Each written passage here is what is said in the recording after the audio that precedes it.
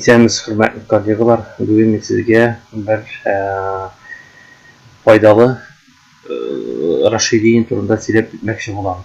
Ул расширениене без Google Chrome'га һәм Яндекс браузерга куя алабыз. Күбебез төрле курслар үтәбез, төрле переподготовкалар үтәбез. Переподготовкалар һәм курслар үткәннән соң бит безгә төрле тестлар артыннан үтәргә туры килә. Кайберләренә 1-2 генә возможность бирәләр. Шуның өчен бер-беребезгә дусларыбызга булышырга да яратабыз бит инде.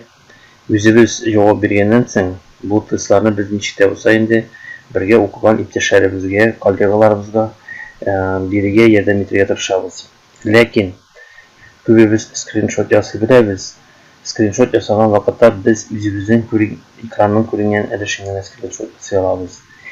Безгә кирәк бит, мисал өчен безнең тестларыбызда анда 35-әр кырыгар сорау булса, мисал өчен менә шушындай. Безгә бит инде ничек тә булса шушы экранга үзебезнең җавап куйган экранның өлешен тулысынча төшерәсебез килә. Ничек төшерергә? Төрле скриншот ясый торган программа белән төшерсәк без аның өлешен генә төшерә алабыз. Ләкин инде кайберләр арабызда кайберләр бардыр, белә торганнар башка төрле программаларда мин бүген сезгә full page screen capture дигән расширениене турында сөйләмәкче булам. Моны ничек урнаштырырга? Менә урнаштырганча һәм үзебезнең Яндекс браузерның дополнение разделында ничек табырга икәнне итеп үткәнчә, бергә карап киткәнчә, мин сезгә аның ничек файдасын күрү турында сөйләмәкче булам. Мисал өчен, тестлы битне инде мин сезгә алдым, просто үзебезнең укучыларыбыз белән бергә эшли торган ЕГЭ, решу ЕГЭ Zangia сайтыннан менә ачтым бер вариантны, мисал өчен январь аендагы өчен вариантны. Һәм менә шушындагы вариантны менә бундыйны тестны ничек тулысынча төшерергә. Мин моның өчен әнә шул full page screen capture дигән программаны расширениене кулланам. Минем ул сте кая значоклар урнашкан, менә шушында килеп чыга ул. Мин анарга басам да. Һәм менә шушындай кечкенә генә экран ачыла. Менә эшли башлады.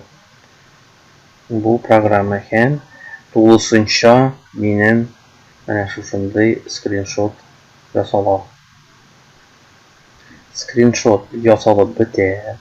Һәм минем вкладта бу ясалган скриншотым менә шушындай булып ачыла.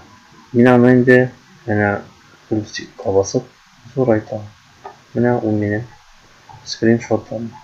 Хәзер скриншотым ясалды. Минем менә монда бу расширениенең өстендә бар кнопкалар. Монсы бит редактирование. Мин инде анда басып тормыйм. Хәзер бассам, мин просто үземә мәсәлән кемгәдер җибәрәм икән, аңлатыр өчен мин анда төрле линияләр белән күрсәтә алам. Үземнең мәсәлән җибәргән кешемә игътибарын алыр өчен яки сызырга нәрсәдер язасым килә икән, мин шушы эшли алам. Миңа кирәк бу скриншотны PDF форматта яки PNG форматында сакларга. Мин тотам да аны PNG форматында саклыйм. Ни өчен инде PNG форматында? Күбебез 10 ел ноутбукта эшләп утырсак та әле, кай вакытта ноутбукларны менә ачканнан соң коллегаларның күбесенең Adobe Reader программасы да куелмаган була. Шуның өчен ул PDF форматындагы документларны ача алмый. PNG форматында бит инде рәсемне күп программа ача.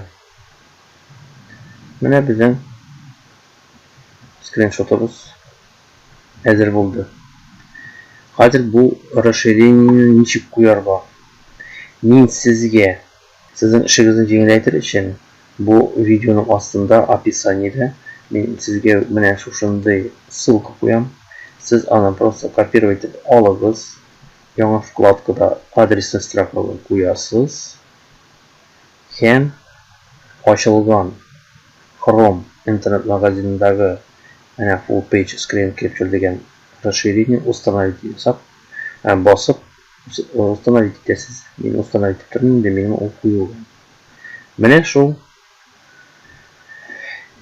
там бер кат исегезгә төшерәм. Кирәкле тестларны битен ачабыз да үзебез решать иткәннән соң, мисал өчен мин сезгә ачам, мисал өчен менә Геога бит без төрле кемнәр Геода комиссиядә тора.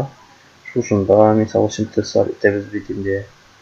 Менә шушы үткәннән соң монысы аның PDF форматында сакланган. Монысы PNG форматында менә PNG ачылган. Менә шушай куллана алабыз. Үзегез инде ул расширениене башка төштә дә куллана аласыз. Кайсы вакытта кулланасыз? Әгәр сезгә менә шушы күренә торган битнең элешен генә түгел, тулысынча сезгә скриншот ясарга кирәк булса. Игътибарыгыз өчен рәхмәт. Әгәр видео ошаса, лайк куябыз. Һәм инде дусларыбызга, иптәшләребезгә тәкъдим итәбез. Там бер кат игътибарыгыз өчен рәхмәт.